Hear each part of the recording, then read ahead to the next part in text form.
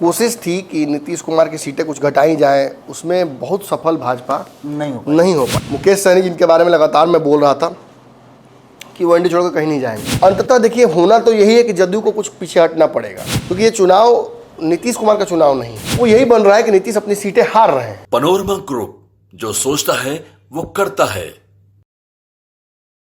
नमस्कार, एक बार फिर से आपका बहुत बहुत स्वागत करते हैं, अभिनंदन करते हैं। एक बार फिर आपके सामने गेम बड़ा है लेकर के हाजिर हैं। और आज के गेम बड़ा है में उस 72 घंटे का निचोड़ है कि इस 72 घंटे में हुआ क्या।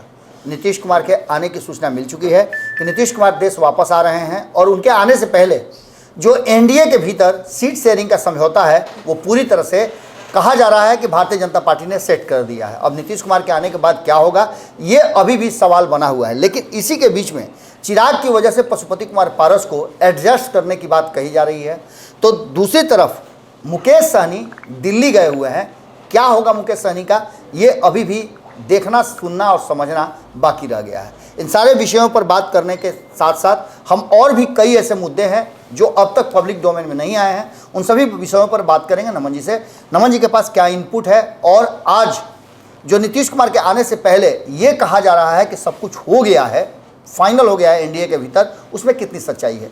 नमन जी, नीतीश कुमार के आने से पहले कहा जा रहा था कि सब कुछ तय कर लिया जाएगा, क्या लगता है कि सब कुछ तय हो गया क्या? देखिए, सब कुछ तो तय नहीं हो पाया है। जो एक कोशिश थी कि नीतीश कुमार की सीटें कुछ घटाई जाएं, उसमें बहुत सफल भाजपा नहीं हो पाई है, और कुछ सीटों पर नेगोशिएशन जो था वो भी नहीं हो पाया है। मेरे पास इस बात की पुख्ता जानकारी है, जो मैं पंचनामा में आज दूंगा थोड़ी देर बाद, कि आखिर समस्या आ कहाँ रही है और जदयू पीछे क्यों नहीं हट रही है। देखिए, जदयू कम सीटों पर चुनाव लड़ने के लिए तैयार है, लेकिन जो भाजपा का समीकरण है कम सीटों का, उस पर वो तैयार नहीं हो रही है।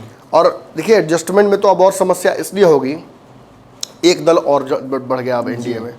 मुकेश सहनी जिनके बारे में लगातार मैं बोल रहा था कि वो एनडीए छोड़कर कहीं नहीं जाएंगे, अंततः वही हुआ। वो एनडीए में आने के लिए तैयार हैं।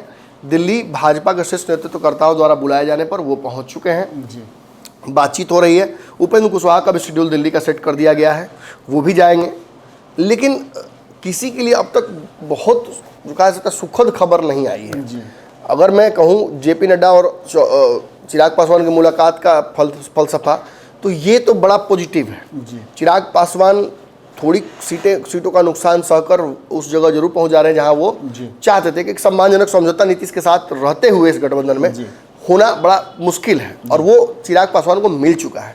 तो वो तो कहीं ना कहीं बहुत सेफ हो गए हैं। लेकिन पशुपति पारस, उपेंद्र कुशवाहा, जीतन मांझी या जो आने वाले उपेंद्र कुशवाहा, मुकेश सहनी, इनके लिए थोड़ा मुश्किल होता जा रहा है। देखिए, सबसे जो बड़ी समस्या इस वक्त सामने आ रही है वो ये है कि मुकेश सहनी भी जो सीटें मांग रहे हैं, उन सीटों की संख्या पूरा पाना भाजपा के लिए संभव नहीं है। ऐसे में मुकेश सहनी को एडजस्ट करने के लिए भाजपा को खगड़िया या मुजफ्फरपुर की सीट भी छोड़नी होगी। आपको अच्छे से पता है, इन दोनों सीटों पर अब भाजपा तगड़ी फील्डिंग कर रही है अपनी।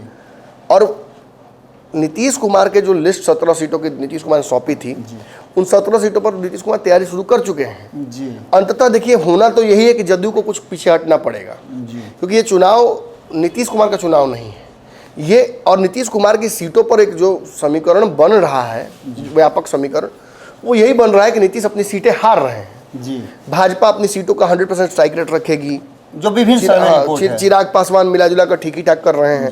नीतीश गड़बड़ा रहे हैं, और नीतीश के गड़बड़ाने की वजह से एनडीए का ट्रैक रिकॉर्ड गड़बड़ा जाएगा। देखिए, इंपॉर्टेंट क्या है कि नीतीश कुमार 17 सीटों पर लड़े, कि इंपॉर्टेंट ये है कि नीतीश कुमार 100% सीटें जीते हैं। तो यहीं पे ये सारा पेच फंसा हुआ है। निश्चित तौर पर मुझे लगता है नीतीश कुमार के बिहार आते ही, अब इसमें भी एक बड़ी खबर मैं दर्शकों के लिए लाया हूँ। उम्मीद ये थी कि नीतीश कुमार अपनी जो थेरेपी या जो भी उनका इंग्लैंड का सेशन स्कॉटलैंड का है उसे एक्सटेंड करेंगे, लेकिन उन्होंने प्रीपोन कर दिया है, जल्दी वापस आ रहे हैं। इसका मुख्य कारण पूछिए मुझसे बाबा, तो यही है कि सीटें कुछ घटाई जानी है नीतीश कुमार की, वो उनकी रजामंदी से ही हो सकता है। एडजस्टमेंट भी होना है, वो उनकी रजामंदी से ही हो सकता है। फॉर एग्जाम्पल, काराकाट की सीट नीतीश कुमार को छोड़नी ही होगी। इसके बिना उपेंद्र कुशवाहा को एडजस्ट कर पाना संभव नहीं है। बिल्कुल। वैशाली और सुपौल, जो वैशाली, सुपौल और शिवहर की सीट जदयू से वापस चाहिए, जदयू को वापस चाहिए। अब उसमें है क्या कि सुपौल की सीट आपको पता है कि ऑलरेडी वहां से जी। आरएलए में रूपेंद्र कुशवाहा के प्रत्याशी चुनाव लड़ने की तैयारी में अंतिम पोजीशन में है और भाजपा भी चाहती है कि बैद्यनाथ मेहता चुनाव लड़े। जी। ये एक पेच फंस रहा है। वैशाली और सहरसा के बीच में आपको पता है कि राजपूत चेहरों को लेकर एक बड़ी मारामारी हो रही है।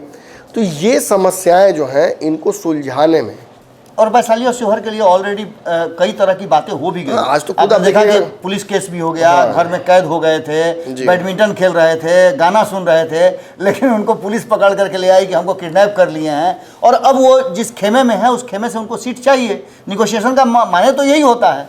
तो ऐसी स्थिति में शिवहर और वैशाली में, जबकि वैशाली में नमन जी आज ही एक बड़ी रैली किया है चिराग पासवान ने। बिल्कुल, और कई प्रत्याशी थे चिराग पासवान जी, के ही जी, मंच पर जी। 4-5 प्रत्याशी थे और उन्होंने नाम भी सबका बताया है कि ये जी, फलाने हैं, ये फलाने हैं, जी, फलाने जी। हैं। तो सुलझता कुछ भी दिख नहीं रहा है और ये उलझन अब दिल्ली तक चली गई है। और जिस तरह से मुकेश सहनी ने अपनी बातें रखी हैं मीडिया के सामने, वो भी काफी पिंचिंग बात है। हमने कल भी चर्चा किया था और आज तो उन्होंने उस बात को दोहरा दिया।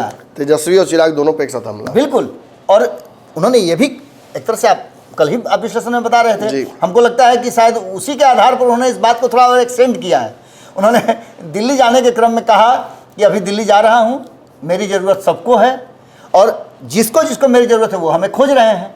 यानी कि दोनों तरफ वो अभी रास्ता बनाए हुए हैं।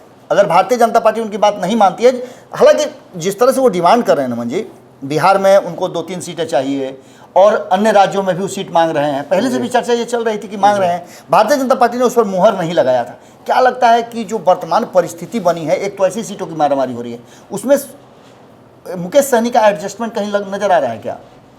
निश्चित तौर पर मैं तो शुरू से देख रहा हूँ बाबा, मुकेश सहनी को मैं एनडीए में ही देख रहा हूँ। ये मेरा आप बोलिए आकलन बोलिए, अंदाजा बोलिए, या फिर मेरा जो मैं करता हूँ पॉलिटिकल प्रेडिक्शंस, भविष्यवाणी, वो बोलिए।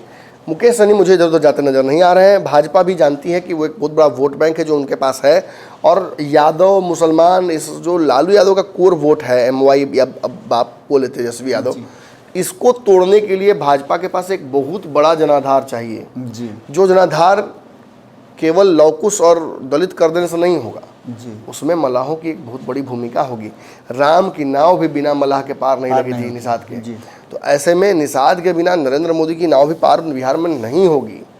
आपको यही नहीं डैमेज करेंगे मुकेश सहनी, अगर होंगे तो उत्तर प्रदेश में भी डैमेज करेंगे, झारखंड में डैमेज करेंगे। तो आप समझिएगा। नमन जी, एक और बड़ी महत्वपूर्ण बात है, आप लगातार इस बात को कह रहे हैं कि चिराग पासवान के साथ सारी बातें हो चुकी हैं, सब कुछ लगभग फाइनल हो चुका है। तो क्या भारतीय जनता पार्टी मुकेश सहनी को सामने खड़ा करके कहीं प्रेशर पॉलिटिक्स तो नहीं कर रही है? हालांकि निगोशिएशन तो आप बता रहे हैं कि लगभग हो चुका है। देखिए, मुकेश सहनी और चिराग पासवान के दोनों के रहने से मुकेश सहनी प्यादा बनने वाले व्यक्ति नहीं है। राजनीतिक गलतियां उनसे जरूर हुई हैं। रिचार्ज वाला बात भी उनको याद होगा। उनसे कुछ बड़ी बड़ी ब्लंडर्स हुई हैं राजनीतिक, लेकिन मुकेश सहनी गलतियों से इससे आदमी सीखता है। और इस बार सीखे इतना कि मतलब गंगा जल हाथ में लेके अपने वोटरों से कह दिया कि प्रतिज्ञा करो कि मेरे साथ ही रहोगे। और ये अब कहीं ना कहीं प्रूफ देना होगा भाजपा को सीट बंटवारे में ही कि कितना वो सम्मान करती है किस समाज का। जी बिल्कुल। तो ये पूरा का पूरा विश्लेषण हम इसी बात पर ड्रॉप करते हैं कि नीतीश कुमार के आने के बाद से फाइनली ये सीट, नीतीश की सीटें अगर कम नहीं होंगी तो एनडीए गठबंधन में सीट समझौता नहीं होगा। ये तो होता हुआ नजर आ रहा है नमन जी। नीतीश की सीटें तो कम होगी। मैं स्पष्ट बोल रहा हूँ कि नीतीश की सीटें अगर कम नहीं होंगी तो एनडीए में सीटों का बंटवारा नहीं होगा और इस तरह से एकजुट रह जाए ये भी संभव नहीं लगता है। तो आपने सुना कि नीतीश कुमार के आने के बाद एक बार फिर से इन सारी चीज़ों पे मंथन होगा। हालांकि भारतीय जनता पार्टी ने अपना जो स्ट्रक्चर बना लिया है, जिस तरह से सीट शेयरिंग का समझौता उसने तय कर लिया है, उसके बाद बहुत ज़्यादा स्पेस नहीं नजर आ रहा है, क्योंकि अंतिम दौर की बात अपने साथी दलों से कर लिया है। अब नीतीश कुमार के लौटने के बाद क्या होता है, इंतजार कीजिए। 24 घंटा के बाद एक बार फिर से इस देश और बिहार की राजनीति में कुछ नया आपको देखने को मिल सकता है। जुड़े रहिएगा भारत लाइव के साथ। खबरों का सिलसिला लगातार जारी है। हमारी टीम हर छोटी बड़ी डिटेल्स पर नज़र बनाए हुए है। पटना से, दिल्ली से और देश के अलग अलग हिस्सों में हमारी टीम काम करना शुरू कर चुकी है और हम आपको एक एक पॉइंट बताएंगे कि आखिर आने वाले समय में क्या कुछ होना है। इंतजार कीजिए, 12-13 तारीख तक सब कुछ क्रिस्टल क्लियर होकर के आपके सामने आ जाएगा। पनोरमा ग्रुप, जो सोचता है वो करता है।